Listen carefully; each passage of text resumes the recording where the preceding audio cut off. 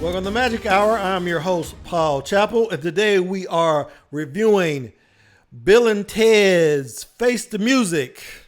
This movie is really a relic of a bygone era when a protagonist could be a good guy, because both Bill and Ted's are good guys. And usually with a movie like this that I really can't review, I don't feel like I can review it in a really critical sense, because a lot of what they did in the movie was not to be taken seriously. You can't take anything seriously at all with Bill and Ted because everything about them is irrelevant. But what I do in situations like this is I ask three questions. It's a genre movie, so the first thing would be, is it funny? No, I wouldn't say it was that funny. I mean, I think a lot of the jokes would have worked back in the 80s and 90s when the first two movies came out. But the dude cliche, I don't think has any relevance anymore. The best thing I could say about both characters is that they're adorable. They're like that puppy that your daughter kind of tricked you into buying that poops on your rug. But even the poop is kind of adorable. And after a while, you kind of get used to it. Even when that dog gets about 50 pounds and is rampaging through the house, you still kind of, I had a flashback there. So anyway, it's adorable. Everything about the movie is adorable. It's adorable that Bill and Ted, they love each other so much that they even name their kids after each other. For example, Ted named his daughter Billy. I mean, that's obviously because his best friend is named Bill. Okay, Bill named his daughter Theodore. I guess that was the closest thing they could get to Ted. So yes, that's adorable. The fact that they both have daughters that look like them is adorable. In fact, I really enjoyed the portrayal of Billy, played by the actress name is Bridget Lundy Payne. She did a really good job just doing all Keanu Reeves' little ticks that he does. She really got that vacant-minded dude persona down. The other girl, Samara Weaving, who played Thea, she was good too, but not as good as the other girl. But yes, this movie's like a little puppy dog. So if you like puppy dogs, you'll probably like this film. And I don't particularly think that's a great endorsement, but it is what it is. So the second question I would ask is, does the movie have a good plot? And strangely enough, yeah, I think the plot kind of worked. Was the execution that good? Not particularly. I mean, I think some of it worked. So just to give you the basic plot, as you know, if you watch the other movies, Bill and Ted's music was supposed to unite the universe. And in this particular movie, they were supposed to do this one song that just brought world peace.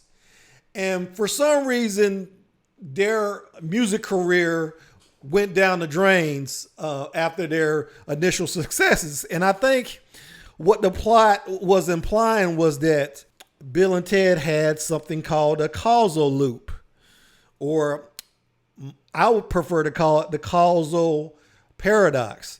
And what a causal paradox is when you're given information from the future and you react with that information, and as a result, you change the future. And sometimes the future that you end up with is the same thing you were trying to prevent in the first place. That's a causal loop or a causal paradox. I think in this instance that Bill and Ted's expectation that they would write this great song kind of put so much pressure on them that they could not come up with that great song. So as a result, the space-time continuum is in this fluctuation. Things are being misplaced all over the time continuum. So yeah, it's causing those problems because they did not develop that great song. So somebody from the future, the daughter of George Carlin, because in this movie, George Carlin is obviously dead in real life, so they couldn't bring him back. But his daughter, she comes from the future and tells Bill and Ted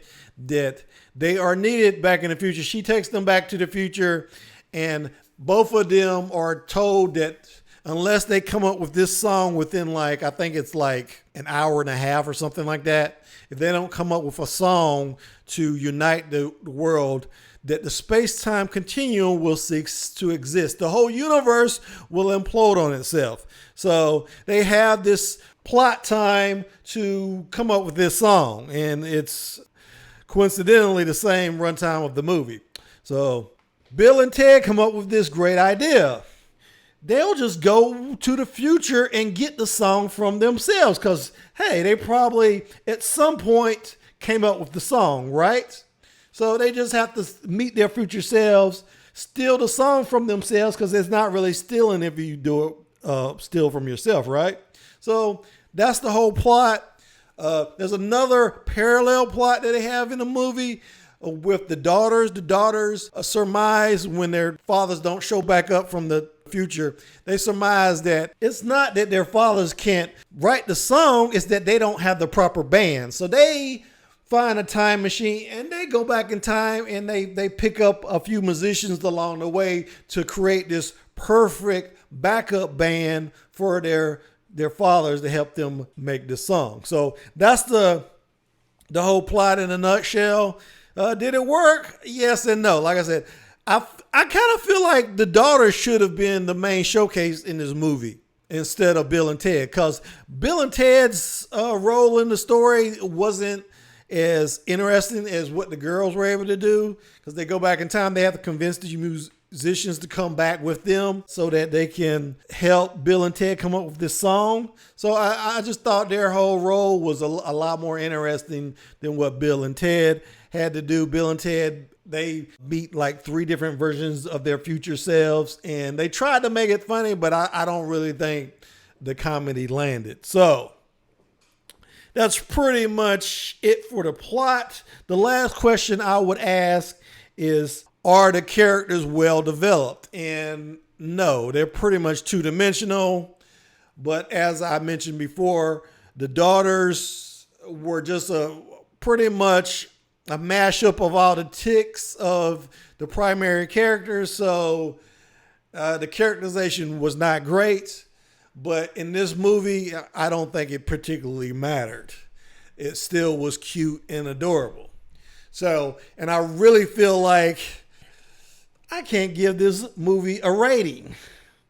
Like I said, if you like adorable, if you like cute, if you like characters that are just good with no dark side, I would say go ahead and watch it. If you kind of like science fiction, there are some science fiction elements in the plot that kind of made you think.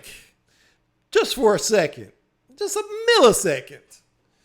So that's about it. I can't really give you any more guidance than that. If you've seen the other 2 movies and you like that type of movie, go ahead and watch it. It was a passable science fiction comedy, but was more kind of like an adventure movie. And that's it. That's all I got. I can't bullshit my way anymore through this. It was an okay film. It wasn't great. It wasn't bad. And so that's all I got for today. I'd like to thank my subscribers and encourage you, if you haven't already subscribed, hit that subscribe button and ring that bell so you know when my next video drops. Give me a like, dislike, whatever, and a comment if you please. And until next time, I will see you when I see you. Thanks for watching.